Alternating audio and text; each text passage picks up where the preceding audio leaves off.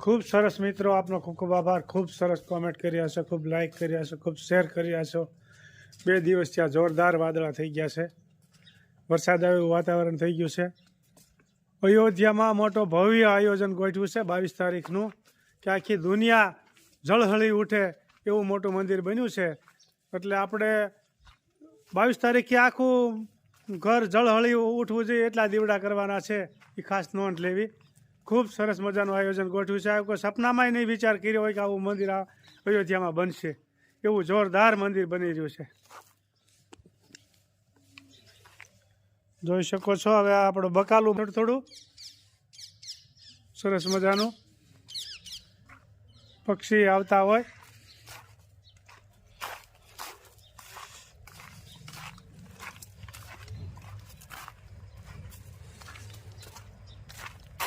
પાકી ગયેલી તુવેર। શું કામકાજ હાલે છે? આમાં સાફ સૂફી કરી બધી, આમાં કચરો કાઢવો પડે બધો, આમાં ખડ ન થવા દેવાય ક્યારેય, નકર થાય નહીં કાંઈ। હા, આ ઓળાના રીંગણા છે, આ ઓળાના રીંગણા મોટા માટલિયા ને, ખૂબ સરસ મજાનું। આ સરોઠી મોટું આવી ગયું ને ત્યારે આના પાંદડા ચાવવાથી સારું થઈ જાય, ફોરલા થયા હોય તો। હશે અજમા, આ ભજીયામાં નાખીને ખાઈને એટલે બહુ જ વધારે સ્વાદ આવે। કોઈથી ખાધા નહીં એટલા ભાવે, એમ એટલો સ્વાદિષ્ટ બને।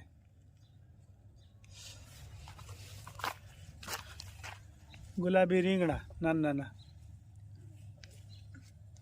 ખૂબ સરસ રીંગણા થાય છે। સુરજ દાદા વાદળામાં જવો દેખાય।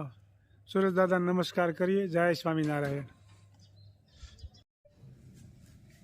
રામ રાજા બન્યા ધોબીની વાત સુણી, આ સાંભળો મારી બેની આ સીતાની કહાની। લક્ષ્મણે રથ જોડ્યા, મને રથમાં બેસાડ્યા, મને વનમાં મેલી આવ્યા, આ સીતાની કહાની। રોઈ રોઈને થાકી મને વનમાં ઊભી રાખી, આ સાંભળો મારી બેની આ સીતાની કહાની। ઋષિ સામા આવ્યા, ઋષિ પત્ની સામે આવ્યા, મને બેટી કઈ બોલાવી, આ સીતાની કહાની। નથી મારે માતા, નથી મારે પિતા, મારે કોને દુખડા કેવા, આ સીતાની કહાની। ધરતી મારી માતા, આકાશ મારા પિતા, મારે એને દુખડા કેવા, આ સીતાની કહાની। નથી મારે દાદા, નથી મારે મામા, મારે કોને દુખડા કેવા,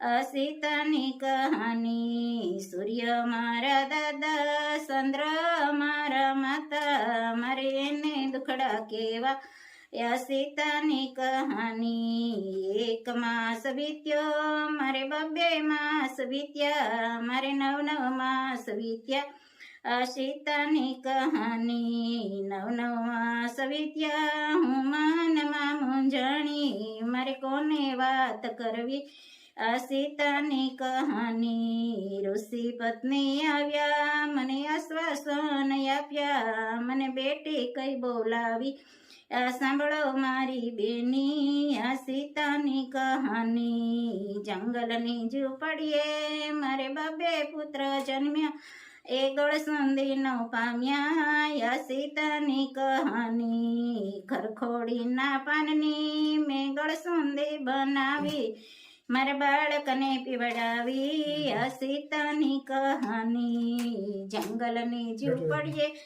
મારે 2 પુત્ર જન્મ્યા, એક બાળોતિયાનો પામ્યા, આ સીતાની કહાની। ખાખરાના પાના મેં બાળોતિયા બનાવ્યા, મારા બાળકને વીટોળ્યા, આ સીતાની કહાની। જંગલની ઝૂંપડીએ મારે 2 પુત્ર જન્મ્યા, એ પારણિયાનો પામ્યા, આ સીતાની કહાની। વડલાની વડવાએ મેં પારણિયા બાંધ્યા, મારા બાળકને પોઢાડ્યા, આ સીતાની કહાની। રોતા ને રચળતા મેં હાલરડા ગાયા, યા સાંભળો મારી બેન આ સીતાની કહાની. દશરથ જેવા દાદા એ જનક જેવા નાના એને આંગળીએ નો ઝાલ્યા. આ સીતાની કહાની. કૌશલ્યા જેવા દાદી સુનિયા જેવા નાની એના ઘોડાનો ખૂંજ્યા. આ સીતાની કહાની. લક્ષ્મણ જેવા કાકા યુરમિલા જેવા માસી એને લાડકોડનો પામ્યા. આ સીતાની કહાની. રામ જેવા સ્વામી હું છું ખડાનો પામી. આ સાંભળો મારી બેની. આ સીતાની કહાની. માંથી જન્મ્યા ધરતીમાં સમાયા. આ સાંભળો મારી બેની. આ સીતાની કહાની. સીતાની કહાની જે હૃદયમાં રાખે એને કોઈ દી દુઃખ નો આવે. આ સીતાની કહાની. સીતાની કહાની કોઈ સાંજ સવારે ગાશે એને સપને સુખ દુઃખ નો આવે. આ સીતાની કહાની. જય સિયારામ. ખૂબ સરસ સીતા માતાજીનું ભજન ગાયું. સીતા માતાજી 14 વર્ષનો વનવાસ વેઠીને પાછા ઘરે આવ્યા અને 14 વર્ષ સુધી બહુ એણે સહન કર્યું દુઃખ. કોઈ દી ખાવા ટાઈમે પામ્યા નહીં, કોઈ દી પાણી પૂરું મળ્યું નહીં, રહેવાનું હરખું મળ્યું નહીં, એમ કરીને 14 વર્ષ વીતાવ્યા અને પછી ઘરે આવ્યા અને ખૂબ આખો અયોધ્યા બધા આનંદમાં આવી ગયા. પછી રામચંદ્ર ભગવાન એમ કહે છે કે ગામમાં નગરજનોને કે ચર્ચામાં મોકલો, કોઈ આપણું કોઈ ખરાબ નથી બોલતું ને. તો વળી એકા મોકલ્યા. તો એકામાં હળી ગયેલો ધોબી એવું બોલ્યો કે સીતા માતાજી રાવણ હરણ કરી ગયો તો એ રામ રાખે, હું એવો નથી. તો એ ધોબીની પત્ની ક્યાંક બાર ગામ ગઈ છે અને ક્યાંક એક દિવસ મોડું થઈ ગયું છે એને તગડી મૂકતો હતો અને આવા શબ્દ બોલ્યો કે સીતા માતાને રામ પાછા રાખે એવો હું નથી એમ કરી તગડી મળતો. એ શબ્દ રામને કાને પડ્યા અને સીતા માતાજીને પાછા જંગલમાં મૂકી આવે છે. ત્યાં સીતા માતાજીના પેટમાં લવ ને કુશ હતા. એ આશ્રમે જન્મે છે, ગુરુજીના આશ્રમે જન્મે છે અને એ લવકુશને કોઈ દી ઘોડિયું ન પામ્યા અને ખરખોડીના પાન ખાઈ ખાઈને એ જીવા અને માતાજી કોઈ દી એને દૂધ ન પાઈ ગયા, એના બાળોતિયા ન મળી ગયા એને. અને આવું દુઃખ સીતા માતાજીને સહન કર્યું અને છતાંય પાછા રામ એને પાછા આવે છે, ઘેરે આવે છે. તો પાછા રામ એમ કહે છે કે હજી સીતા માતાજીની અગ્નિ પરીક્ષા કરવી છે. એ કે 100% પવિત્ર છે ને.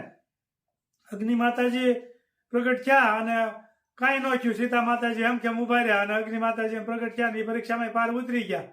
પછી સીતાજી બોલે છે કે હે ધરતી માતા, હું તમારી દીકરી છું, તમે મને જન્મ આપ્યો છે ને તમારે પછી મને હમાલે, હવે મારે આમાં જિંદગી નથી જીવવી. પછી ધરતી માતાએ માગ દીધો અને સીતા માતાજી હમાઈ ગયા. પછી રામ બહુ પછતાણા છે કે મેં બહુ મોટી ભૂલ કરી. રામ જેવા રામે છે ને સીતા માતાજીને દુઃખ એટલું બધું પડતા હતો ને તો એને પૂરું ધ્યાન નહોતું આપ્યું, આમ ગણી શકાય આપણે એવું. તો અત્યારની બાયુને ખાલી શાક બકાલું છે, મોઢું આવે તો તીખારા નાખે, કદાચ ચાખણ થઈ રહ્યા તો તીખારા નાખે. તો અત્યારની બાયુ હું જ પેલા રામાયણ જોવો તમે કે રામ સીતાજીને કેવું એ દુઃખ વેઠ્યું છતાં એ કોઈ દી એના મોઢું કોઈ દી કાળું નહોતું કર્યું અને સહન કર્યું હતું. તો તમે રામાયણ જે રામ સીતા જિંદગી જીવી ગયા છે એવી તમે જિંદગી જીવો ને તો તમને થાય કે આપણી જિંદગીમાં કોઈ દી દુઃખ જ નથી પડ્યું. એવી રીતનું તમને જિંદગી જીવવાની મજા આવશે. એટલે રામાયણને તો તમારે દરરોજ સંભાળવી જોઈએ ને. રામ જેવી જિંદગી જીવો ને તો જીવનમાં મજા આવશે, તો દુઃખ તમને કોઈ દી નહીં યાદ આવે. જય સ્વામિનારાયણ, જય માતાજી. ક્યાં સુધી કામકાજ ચાલી રહ્યું છે? ભરેલા રીંગણાની કમેન્ટ હતી ને, હા હા, ભરવાના સારું છે, બફાઈ ગયા હવે. જો ભરેલા રીંગણાનું શાક બની રહ્યું છે ફર્સ્ટ ક્લાસ. લીલા મસાલા છે. પેલા રીંગણાને બાફી નાખ્યા, આપ જોઈ શકો છો. જો રીંગણા પેલા બાફી નાખ્યા, હવે શાક બનશે. પછી હવે તુરે બાફી નાખી. આમાં હું કેટલો મસાલો આવશે? આમાં થોડો ઘણો આવશે મસાલો. આખા રીંગણા રીંગણે આ તુવેર. હા હા, મસાલા આકડી નાખો એ બતાવો બધા. હા હા, કેટલા મસાલા કુલ છે બધા છે? માંડવીનો ભૂકો, હા, તલનો ભૂકો અને આમ સવાણાનો ભૂકો, સવાણું અને ગાંઠિયાનો ભૂકો. બરોબર. ભરેલા રીંગણામાં એટલો બધો મસાલો આવે છે, જોઈ જોવો, ખૂબ સરસ.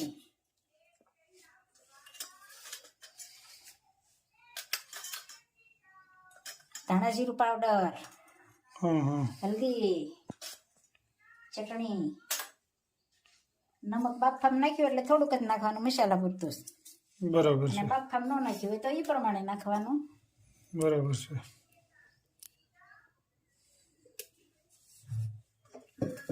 પેલા રીંગણાને બાફી નાખવાના, ત્યાર પછી વઘારવાના. ફર્સ્ટ ક્લાસ સ્વાદિષ્ટ બને એ. આપણે જ્યારે શાક ઉત્સવ હોય ત્યારે આ રીતનું જ બનાવે છે લો હા સ્વામી, અને બહુ સ્વાદિષ્ટ બને એ તો શાક. અને એ તો ભગવાનનો પ્રસાદ કહેવાય, એની જેવો સ્વાદ તો ક્યાંય મળે જ નહીં. તો સ્વામિનારાયણ ભગવાને લોહિયા ગામમાં બનાવ્યું હતું ને, ત્યારનો એ ઉત્સવ થાય છે. એ તો સ્વાદ બહુ જોરદાર હોય.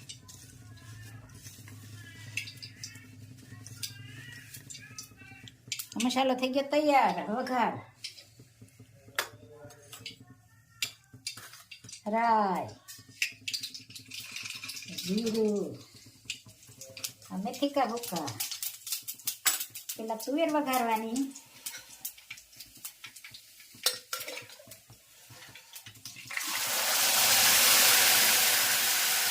ખૂબ સરસ મજાનું શાક બની રહ્યું છે. ભરેલા રીંગણા,